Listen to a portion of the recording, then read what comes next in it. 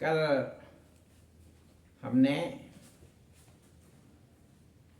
नारद भक्ति संवाद विषय को आप लोगों के सम्मुख रखा था, जो श्रीमद् भागवत महात्म्य के स्कंध का प्रथम अध्याय था। उसमें यह बताया गया था कि भगवान नारद की भेंट जो है वो सूत जी और शौनक जी से बद्रिका आश्रम में हुई, और वहाँ पर शौनक जी ने उनसे पूछा नारद जी से, तो उसका उन्होंने उत्तर दिया था। शौनक जी ने कहा कि हे सूत जी महाराज, त्रिभुवन में सदा विचरण करने वाले नारद जी को सप्ताह सुनने की बुद्धि कैसे हुई? सूत जी ने कहा, हे ऋषियों, इस विषय में एक सुंदर कहानी है, मैं तुम्हें सुनाता हूँ। चारों ओर घूमते हुए बद्रिकाश्रम में पहुँचे हे नारद जी से सनकादि ऋषियों ने उनकी उदासी का कारण पूछा। नारद जी ने कहा, हे महात्माओं, आजकल सारे संसार में कली का साम्राज्य है। सभी अपने अपने धर्म में अलग हो गए हैं। एक दिन संसार का पर्यटन करता हुआ मैं यमुना के तट पर पहुंचा।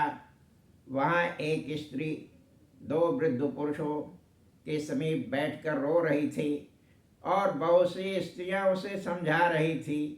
निकट जाकर मैंने रोने का कारण पूछा। उसने कहा, भगवान, मैं भक्ति हूँ। ये दोनों वृद्ध मेरे पुत्र हैं, जो कलयुग के प्रभाव से बचपन में ही वृद्ध हो चले हैं। इनका नाम है ज्ञान और वैराग्य। ये सब स्त्रियाँ गंगा आदि पवित्र नदियाँ हैं। हे भगवान, आप दया सागर हैं, मैं युवती हूँ। ये मेरे दोनों पुत्र वृद्ध क्यों हो गए हैं?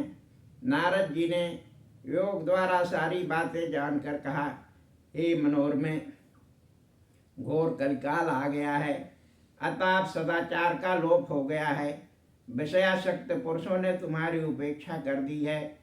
क्योंकि इस वृंदावन में भक्ति का प्राबल्य है, अतः तुम तो युवती बनी हुई हो, लेकिन ज्ञान और वैराग्य का कोई ग्राहक न होने से तुम्हारे बच्चे वृद्ध हो गए हैं। भगवान, ऐसे कलयुग के लिए परीक्षित ने स्थान क्यों दिया? नारद जी ने कहा, हे सुंदरी, और युगों की अपेक्षा कली में एक सबसे बढ़कर गुण है कि इस युग में भगवान के नाम कीर्तन से ही मुक्ति हो जाती है, और युगों में योग आदि से कठिनता से प्राप्त होती है। इसी से राजा ने इसे रहने दिया। सुंदरी, इस युग में अब किसी में भी सार नहीं है। जिसे जो करना चाहिए वह उसे न कर दूसरों का धर्म करने लग गया है। मनुष्य पशुओं की भांति विषय वासना में लग गए हैं।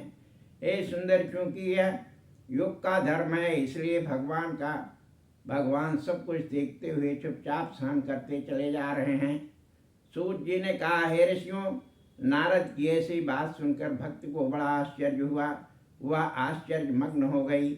नारद को धन्यवाद देते हुए उसने कहा, भगवान, आपका दर्शन सर्व सिद्धि प्रदान करने वाला है। महात्मन, जिसके वचन का श्रवण कर ध्रुव और प्रहलाद तर गए, ऐसे आपको मेरा कोटिशः प्रणाम है।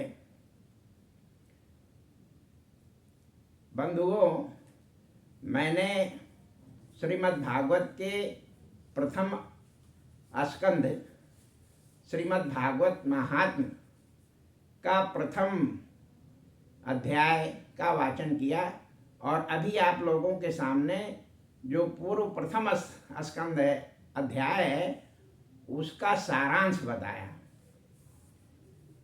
आप लोगों से निवेदन है कि आप लोग भी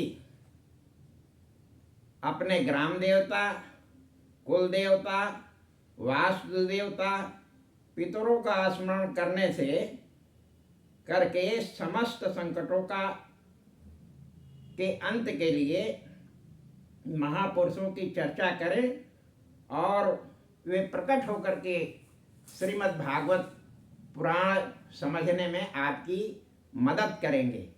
और इस प्रकार से हम श्रीमद् भागवत महात्म्य के द्वितीय अध्याय का वाचन आप लोगों के समक्ष कर रहे हैं।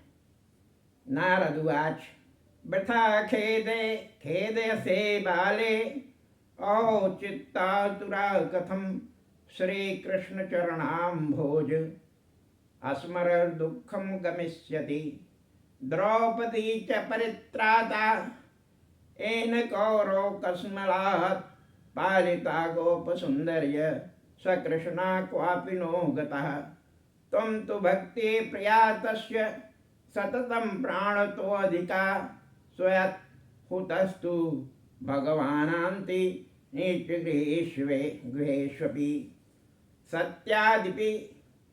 सत्यादित्रियोगे बौद्ध वैरागे मुक्ति साधको कलौ तु केवला भक्ति ब्रह्म सायुज्य कारिणी इति निश्चित्य त्रिपद सद्रूपा त्वां ससर्जः परमानंद चिन्मूर्ति सुंदरी कृष्ण वल्लभ धाम बद्ध्वांजलि त्वया पुष्टं किं करोमीति चैकदा त्वां तदात्म ज्ञापाय कृष्णो भक्त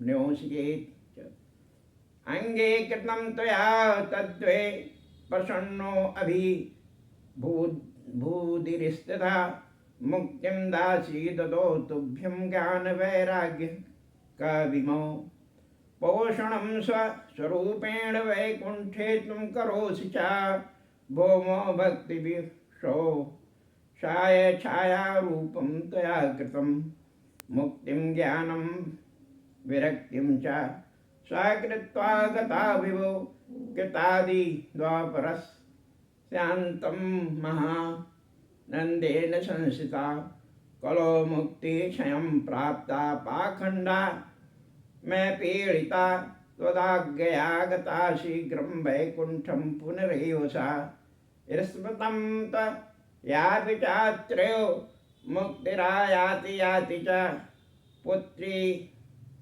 कृत्यो मोच पार्श्वे स्वस्थैव रक्षितो उपेक्षात् कलो मंदो वृद्धो जातो सुतो तौ तथापि चिंतामुंजं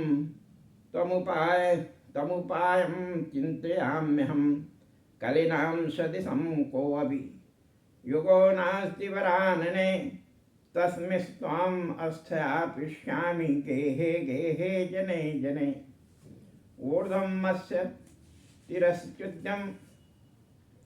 नारद जी ने कहा कि हे सुंदरी, तुम व्यर्थ खेद कर रही हो, इस प्रकार चिंता युक्त क्यों हो? भगवान श्री कृष्ण के चरणार विंद का स्मरण कर तुम्हारा दुख दूर हो जाएगा।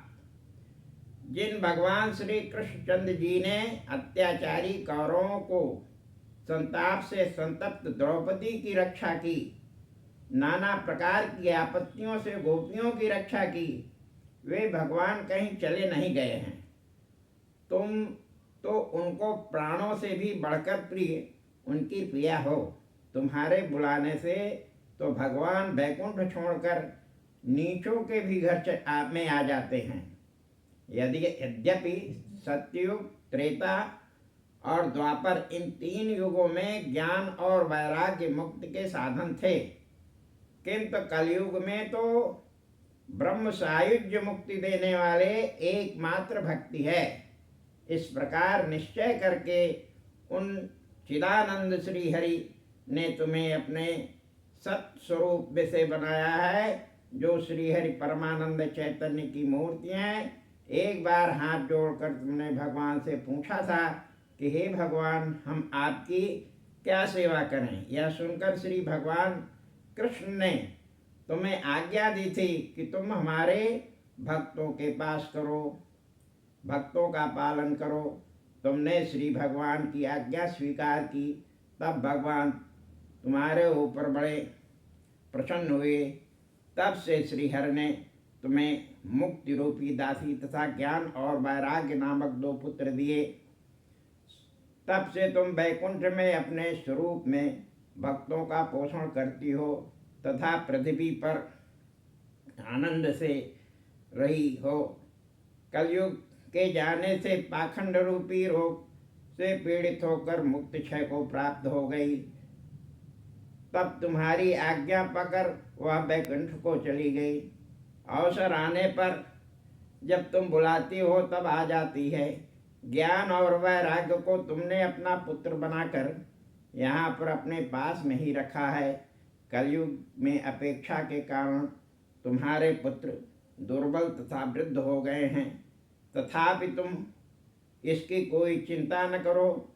इसके विषय में हम उपाय सोच रहे हैं। हे वरानने, कलयुग के सदृश कोई युग नहीं है, इसलिए इस युग में तुम्हारी स्थापना मैं घर घर में तथा प्रत्येक मनुष्य में करूँगा। अन्य धर्मों का तिरस्कार करके तथा भगवत संबंधी उत्सवों को प्रसार करके तुम्हारा प्रचार करूँगा। अन्य धर्मास्तिरस्कृत्य पुरस्कृत महोत्सवान् तथा नाहं हरे दासां लोके त्वां न प्रवर्तये। तद्वन्निताश्च ये जीवा भविष्यन्ति कलाविह पापिनो अहं गमिष्यन्ति निर्भयं कृष्णमन्दिरम् येषां चित्ते वसेत् भक्ति सरदा प्रेम रूपिणी। न ते पश्यन्ति कीनाशं स्वप्ने अप्यमलमूर्तये। प्रेतोऽपि पिशाचो वा राक्षसो वासुरोऽपि वा भक्तियुक्तो मनस्कानाम् अस्पर्शने च प्रभुर्भवेत्। न तपोऽविनं वेदेश न ज्ञानेनापि कर्मणा हरिं साध्यते भक्त्या प्रमाणं तं गोपिका। नृणां जन्म सहस्रेण भक्तो प्रीतो जायते। कलो भक्ति भक्त्या कृष्णपुरा स्थिरा। भक्तिदो करा एच ते सीदन्ति जगत्त्रये। दुर्वासा दुःखमा पत्रः पुरा भक्ति विनिन्दिकः। जलं व्रतैरलं तीर्थैरलं योगरलं मखै अलम ज्ञानकं थालपै भक्ति रेकेव मुक्तिदा। सूतुवाच इति नारद निर्णीतं स्वमाहाभ्यं निशम्य सा शार्वङ्गपुष्टि संयुक्ता नारदं भक्तामब्रीत्। श्री भक्तिर्वाच अहो नारदा धन्यो अतिप्रीतस्ते निश्चला। न कदाचित् मुञ्चामि चित्ते आस्थास्यामि सर्वदा। कृपालूनां त्वयां साधो मदबाधाध्वंसिता। क्षणात् पुत्र्योश्चेतना नास्ति ततो बोधया। सूतुवाच तस्य वचा समाकर्ण्यं कारुण्यं नारदोऽसुता। तयो बोध न मारेभे कराग्रेण विमर्दन। मुखं संयोज्य करणात्ते शब्दमुच्चे समुच्चरन्। ज्ञानं प्रबोध्यतां शीघ्रं रे वैराग्यं प्रबोध्यतां। वेदे वेदांत घोषैश्च गीता पाठे मुहुर्मुहुर्। बोध्यमानो तदा तेन कथाश्चिन् क्षोतिथितो बलात् नेत्र नरवलोकन्तो जृम्भाति साल स्वाउभौ। इस प्रकार तुम्हारा यदि प्रचार न करूं तो मैं श्री हरिदास न कहाऊं। यह मैं शपथ पूर्वक कहता हूं। तुमसे युक्त पापात्मा जीव भी इस कलयुग में निर्भय होकर श्री हरि के मंदिर में जा सकेंगे। जिन भक्तों के हृदय में प्रेम रूपी भक्ति का निवास होगा, वे सपने में भी यमराज के दर्शन न कर पाएंगे। प्रेत, पिशाच, असुर आदि कोई भी भक्तों को स्पर्श करने में समर्थ नहीं होगा। श्री हरि तपस्या, वेद पाठ तथा ज्ञानादि साधन के द्वारा उतने शीघ्र नहीं प्राप्त होते जितने शीघ्र भक्ति के द्वारा प्राप्त होते हैं। इस विषय में यो गोपियां प्रमाण हैं। मनुष्य को करोड़ों जन्मों के बाद भक्ति में प्रेम उत्पन्न होता है, इसलिए कलयुग में भक्ति एकमात्र साधन है। भक्ति के द्वारा ही भगवत साक्षात्कार तक हो जाता है। जो लोग भक्ति से द्रोह करते हैं उनका ठिकाना तीनों लोक में कहीं नहीं लगता। प्राचीन काल में महर्षि दुर्वासा ने भक्ति से द्रोह किया था, इसलिए बड़े भारी कष्ट को प्राप्त हुए थे। इसलिए व्रत, तीर्थ, सेवन, योग, यज्ञ आदि में परिश्रम करने की कोई आवश्यकता नहीं है। मुक्ति देने के लिए एकमात्र भक्ति ही समर्थ है। श्री सूत जी ने कहा, हे शौनक जी, इस प्रकार नारद जी के द्वारा वर्णित अपने महात्म को सुनकर भक्ति को बड़ा आनंद हुआ और वह पूर्वत शरीर से पुष्ट होकर श्री नारद जी से बोली। भक्ति ने कहा, हे नारद जी, आपको धन्यवाद है। मुझे मालूम हो गया कि मेरे ऊपर आपका अचल प्रेम है। आपसे मैं आपको कभी नहीं छोड़ूंगा, बल्कि आपके हृदय में सर्वदा निवास करूंगी। हे महात्मन, आप बड़े दयालु हैं। आपके क्षण भर में मेरी संपूर्ण बाधा दूर कर दी। किंतु भगवान, हमारे इन दोनों पुत्रों में चेतना नहीं है, इसलिए कृपा कर इन दोनों को जगा दीजिए। श्री सूत जी ने कहा, हे शौनक जी, इस प्रकार दीनता युक्त भक्ति के वचनों को सुनकर श्री नारद जी को बड़ी दया आ गई। उन्होंने अपने हाथों से उन दोनों का स्पर्श करते हुए उन्हें जगाना प्रारंभ किया। उन्होंने उनके कान के समीप मुख करके उच्च स्वर में कहा, हे ज्ञानाम, हे ज्ञान, हे वैराग्य, शीघ्र जागो। जब नारद जी ने वेद, वेदांत तथा गीता पाठ किया तब किसी प्रकार बड़े कष्ट से वे दोनों उठे। उनको नेत्रों से दिखता नहीं था तथा आलस्याधिक्य से वे बार बार जम्हाई ले रहे थे। बक पक्षी की तरह इनके बाल सफ़ेद हो गए थे तथा सूखे काठ की तरह उनके हाथ पैर जकड़ गए थे। मुख से व्याकुल बकवत्सितो प्राय शुष्क काष्ठांग को क्षुच्छामो तो निरीक्षेव पुनः स्वापापुराणिरो ऋषिश्चिंतान परो जाता किम वेदेमयेति च ओ निद्रा कथं याति बुद्धत्वं च महत्तरं चिन्तयन्निति गोविन्दा स्मरायामासु भार्गवा व्योमवाणी तदेवा भून्महर्षि खिदतामिति उद्यमं सफलस्तेषे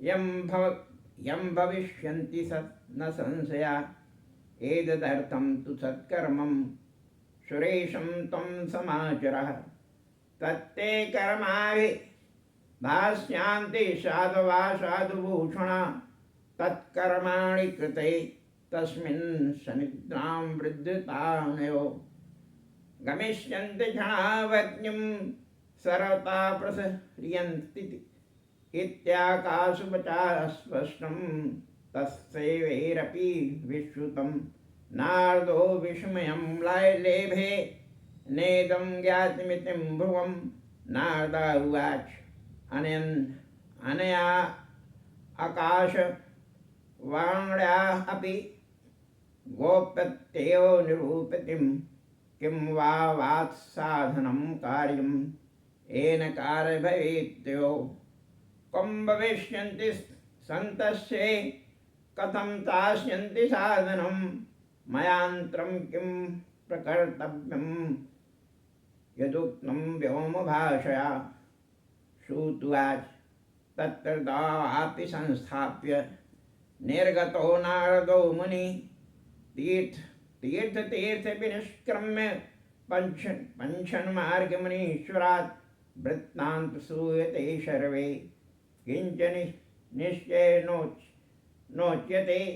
असाध्यं केचन प्रोचु दुर्गेयामिति चापरे मुखीभूतास्तथान्ये किं किन्यं तस्तु पलायिता हाहाकारो महानासीत् त्रैलोक्ये विस्मयामयः वेदे वेदान्तयो येषां गीतापाठैव बोधितं भक्तिज्ञानविरागाणां नोदतिष्ठन्ति किं तयदा उपायो नापरोऽस्तीति कर्णे कर्णे जपञ्जजा योगिना नारदेनापि स्वयं न ज्ञायते तु यत् तत्कथं शक्यते वक्तुं मितिरे मानुषे एवं ऋषिगणे पुष्टे निर्णयोग्धं दुरासदं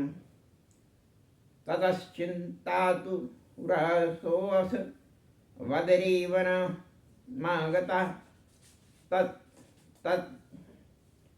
तपश्चारामिच्चात्रेति तथर्थं कित्र निश्चया तावद्दर्श पुरतः सनकादीन् मुनीश्वरान् कोटिसूर्यसमाभासा नुवाच मुनिसत्तमम् तथा दुर्बल वे दोनों चारों ओर देख भूख से व्याकुल तथा दुर्बल वे दोनों चारों ओर देखकर पुनः शयन करने लगे। यह देखकर इसको बड़ी चिंता हुई कि अब मुझे क्या करना चाहिए। ओह आश्चर्य क्या है कि इनकी निद्रा आती है, इनका बुढ़ापा बढ़ता है। हे शौनक, इस प्रकार चिंता करते हुए श्री नारद जी ने श्री हरि का स्मरण किया। उसी समय आकाशवाणी हुई, हे नारद जी, तुम खेद मत करो, तुम्हारा उद्योग सफल होगा, इसमें कोई संदेह नहीं है। हे नारद, तुम इनके लिए सत्कर्म का अनुष्ठान करो। यह सत्कर्म साधुओं में भूषण। जो साधु हैं वे तुमसे कहेंगे, सत्कर्म करने पर इन दोनों को निद्रा तथा वृद्धता तो दूर हो जाएगी तथा भक्ति का प्रसार उसी समय सर्वत्र हो जाएगा। इस प्रकार स्पष्ट रूप से वह आकाशवाणी सब लोगों को सुनाई दी। नारद जी बड़े विस्मय को प्राप्त हुए और कहने लगे, इसे मैं अच्छी तरह से नहीं समझ सका। नारद जी ने कहा, आकाशवाणी ने भी इसे गुप्त रूप से बतलाया है। भला कौन साधन है जिसके अनुष्ठान से इन दोनों का कार्य हो जाएगा? वे संत लोग कहाँ होंगे और किस प्रकार साधन देंगे जो आकाशवाणी ने कहा है? इस विषय में क्या करना चाहिए? सूत जी ने कहा, हे शौनक जी, श्री नारद जी उन दोनों को वहीं बैठाकर देशाटन को निकल गए। प्रत्येक तीर्थ में जाकर सा मार्ग में ऋषियों के साधन के विषय में प्रश्न करते फिरे। वृतांत तो सब लोगों ने सुना, किंतु निश्चित किसी ने कुछ नहीं कहा। कुछ लोगों ने कहा कि यह कार्य तो असाध्य है, किन्हीं लोगों ने दुर्बोध बताया, कितने लोग तो प्रश्न सुनकर ही चुप हो गए और कितने लोग भाग गए। उस समय तीनों लोक में विस्मय करने वाला हाहाकार मच गया। जब वेद तथा वेदांत के घोष से और गीता पाठ से जगाने पर भक्ति ज्ञान विराग ये तीनों नहीं उठ सके, तब और दूसरा कोई उपाय नहीं है। योगी नारद भी जिसे नहीं समझ सके तो दूसरे मनुष्य भला कैसे समझ सकते हैं। इस प्रकार ऋषियों से पूछने पर जब निर्णय नहीं हो सका, तब चिंता युक्त हो नारद जी बद्रिकाश्रम आए और यह निश्चय किया कि अब मैं यहीं पर तपस्या करूँगा। इतने में ही करोड़ों सूर्य के समान प्रकाश युक्त सनकाद मुनियों को आते देख उन्हें देखकर वे मुनिश्रेष्ठ कहने लगे, मुनि सत्तमा नवादूरा नारदुवाच इदानां भूरिभाग्येन भवद्भिः संगमो अभवत् कुमारा ब्रुवतां शीघ्रं क्रमां कृत्वा ममोपरि भवन्तो योगिनः सर्वे बुद्धिमन्तो बहुश्रुता पंचहाय न संयुक्ता पूर्वेषाम् अपि पूर्वजा सदा वैकुंठ निलया हरि कीर्तन तत्परा लीलामृतर सोन्मुक्ता कथा मात्रेक जीविने हरि शरणमेव हि नित्यम् येषां मुखे वचः अतः काल समादिष्टो जरायुष्मान् बाधते येषां भूभङ्गमात्रेण द्वारपालो हरे पुरा भूमो निपातितो सद्यो यत्कृपात् पुरं गतो अहो भाग्यस्य योगेन दर्शनं भवतामिह अनुग्रहता कर्तव्यो मथि दीने दया परे असरी गिरोक्तं यत्किं साधनं मुच्यताम् अनुष्ठेयं कथं तावत् प्रभुवन्तुं सविस्तरं भक्तिज्ञान विराग्यानां मुखम् उत्पद्यते कथम् आस्थापनं सर्ववर्णेषु प्रेमपूर्वं प्रयत्नतः कुमारुचु मां चिंता कुरु देवेश हर्षे चित्ते समावह उपायं सुख साध्यो अत्र वर्तते पूर्व एव हि अहो नारद धन्योऽसि विरक्तानां शिरोमणि सदा श्री कृष्ण सानां प्रणीयोग भास्कर त्वयि चित्तं न मंतव्यं भक्त्यर्थो मनुवर्तिना घटते कृष्ण दासस्य भक्ते संस्थापना सदा ऋषि विरोहवो लोके बंधान प्रकटीकृता श्रम साध्यास्ते सर्वे प्रायः स्वर्ग फलप्रदा वैकुंठ साधका पंथा सतुगोप्यो हि वर्तते तस्योपदिष्टा पुरुषा प्रायो भाग्येन लभ्यते सत्कर्मतो निर्दिष्टं व्योमात्वादु यत्पुरा तत्यच्छते शृण्वाद्यं स्थिरी प्रसन्निधि। सनत कुमार को आते देखा। उन्हें देखकर वे मुनिश्रेष्ठ कहने लगे, नारद जी ने कहा, इस समय बड़े भाग्य से आप लोगों का समागम हुआ है, इसलिए आप लोग कृपा करके कहिए जो मैं पूछता हूँ, क्योंकि आप लोग योगी बुद्धिमान और संपूर्ण शास्त्रों के जानने वाले हैं।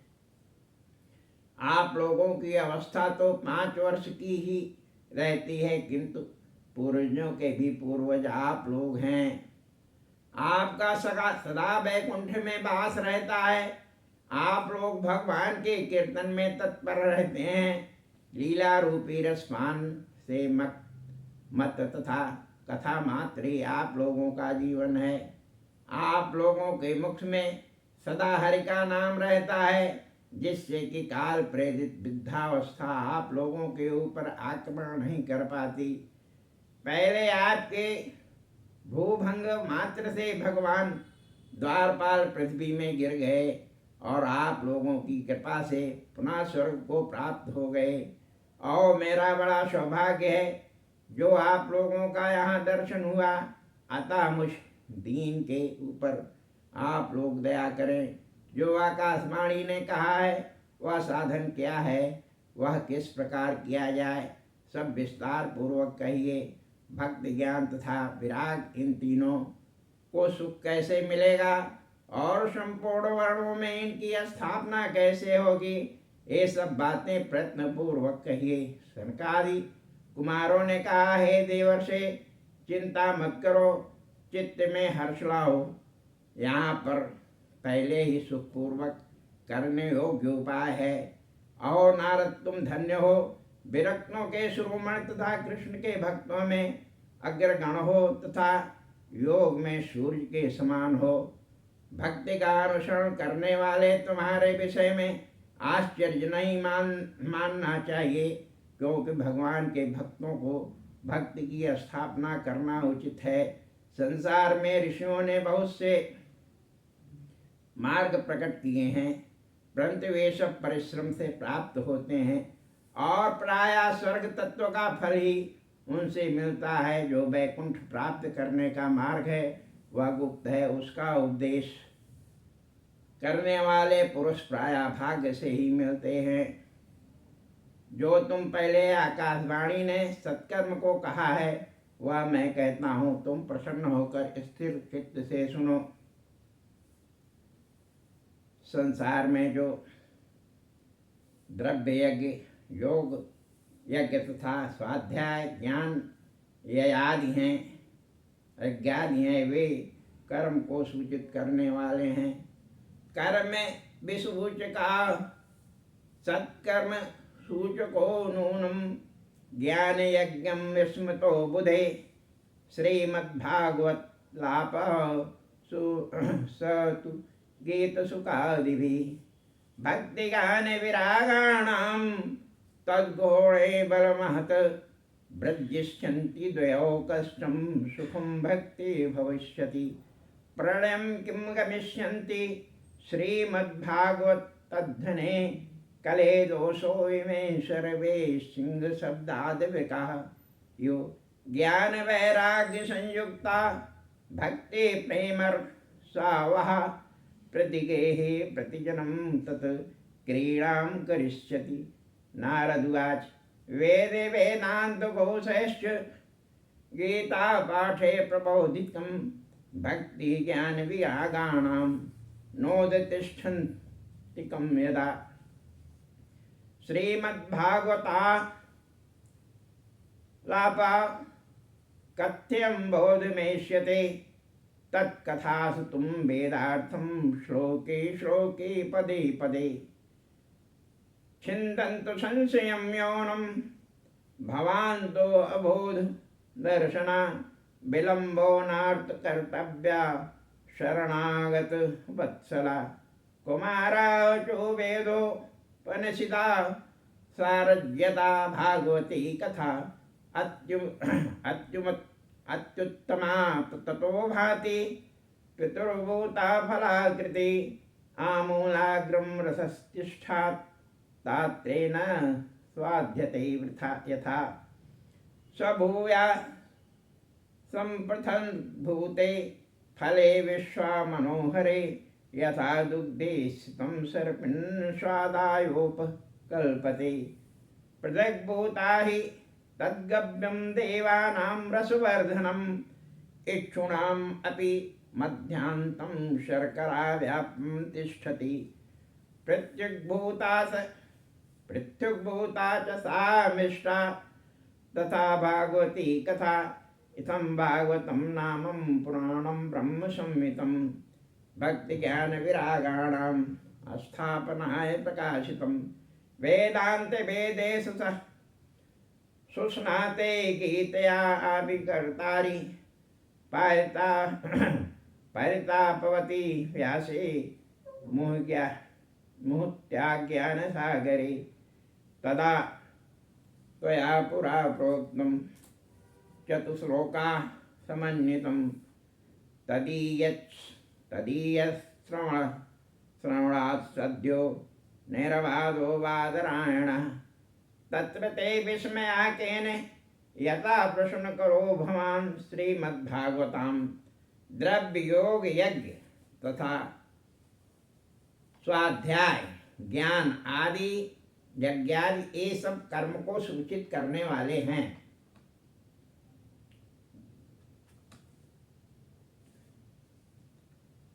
परंतु जो सत्कर्म को कहने वाला है वह ज्ञानियों में ज्ञान यज्ञ ही बतलाया है।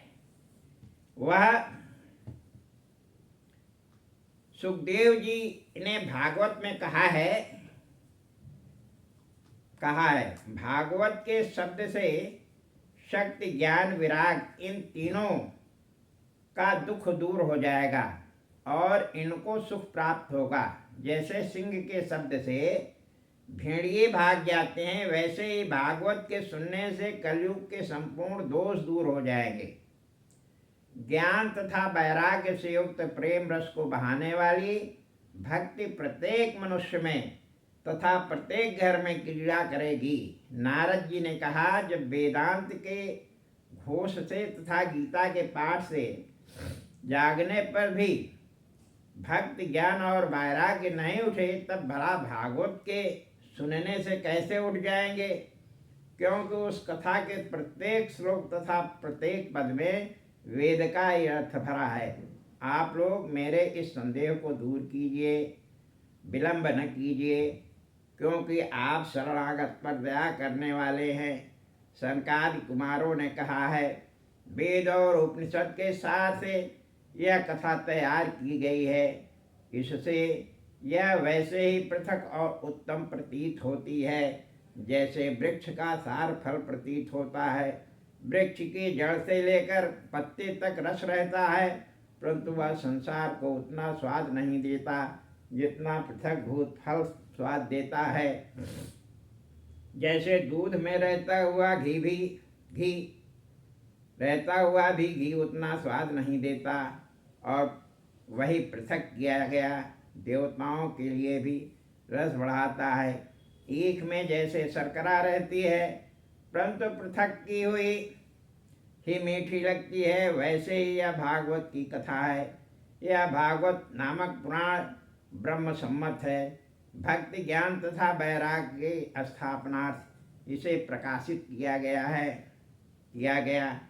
है। वेद तथा वेदांत के निष्णात और गीता के प्रणेता व्यास जी को जब मोह के कारण दुख हुआ, तब आपने उन्हें चतुश्लोकी भागवत सुनाई थी, जिसके सुनने से व्यास जी बाधा रहित हो गए। श्री भागवत के सुनने से सब शोक दुखादि दूर हो जाते हैं। उसमें आपको विस्मय क्या है, जिससे कि आपने प्रश्न किया? नारद जी ने कहा, श्राद्धम शोकादम खविनाशनम। नारद उवाच, यद्दर्शनम च विनिहन्त्य शुभानि सद्यः श्रेयश्च भवतु खद्वादितानां निशेषमुख गीतक थैकपाणा प्रेम प्रकाश कृतये शरणं गतो अस्मि।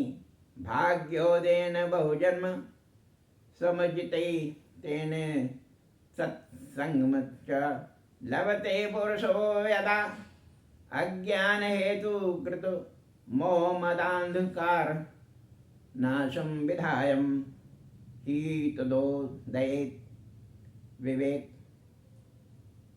श्री नारद जी ने कहा कि जिनका दर्शन संपूर्ण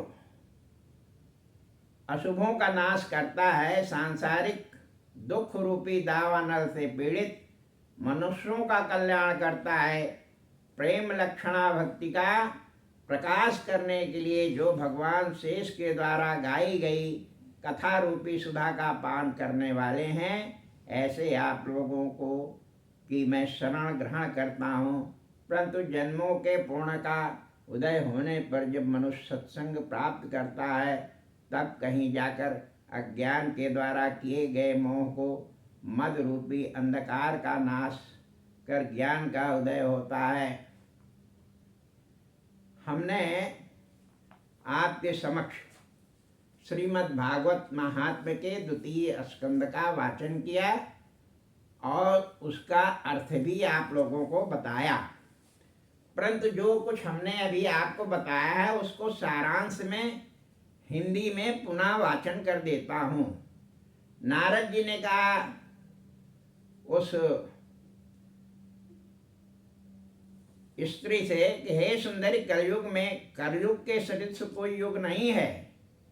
इस युग में मैं तुम्हारी घर घर में स्थापना करूंगा। हे सुमुख, इस युग में योगादि कठिन तपस्या की कोई आवश्यकता नहीं है।